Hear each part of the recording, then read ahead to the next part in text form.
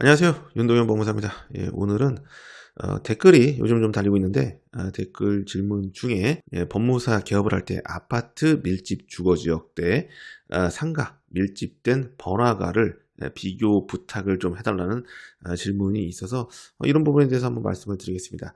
자, 여러분이 이제 법무사 사무실 개업을 할 때 여러 가지 위치를 한번 잘 생각을 해서 개업 위치를 고르실 겁니다.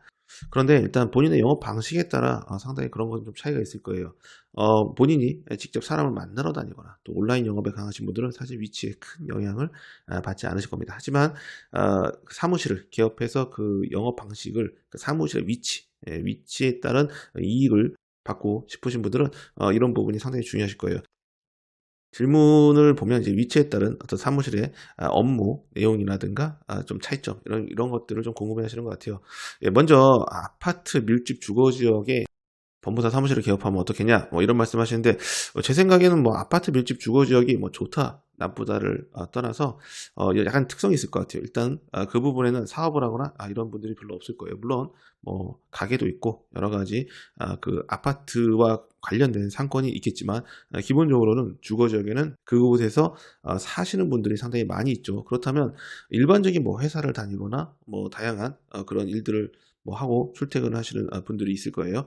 그렇다면 어떤 일들이 많을까요? 우리가 이제 살아가는 데 있어서 여러 가지 빈번한 사건들이 있잖아요.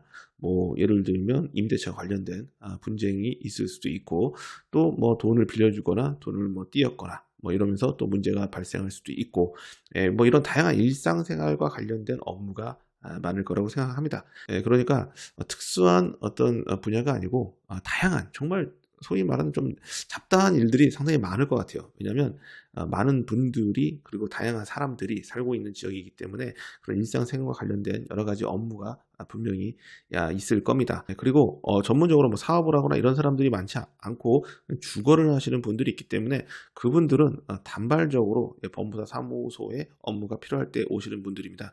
따라서 여러분들이 계속적으로 그분들하고 거래를 할 일은 별로 없을 거예요.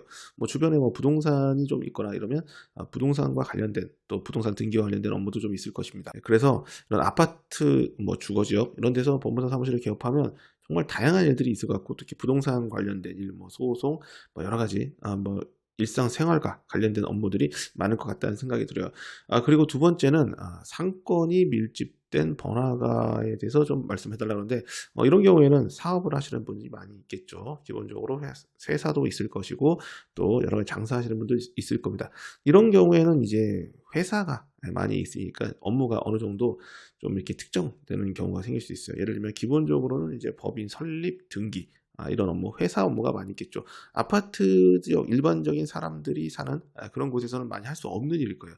그곳은 그런 부동산과 관련된 일 뭐 이런 것보다는 훨씬 더 법인 등기 이런 업무가 많을 것이고, 또 회사가 또 사업을 하면서 일어나는 뭐 그 주변에 뭐 여러 가지 그 돈 거래가 있는 그런 회사가 있다면 그 회사 같은 경우에는 뭐 근저당 건설정도 있을 것이고, 또 돈을 빌려주고 또 띄고 이러니까 가압류, 압류, 지급 명령 이런 업무도 꽤 많이 있을 거예요.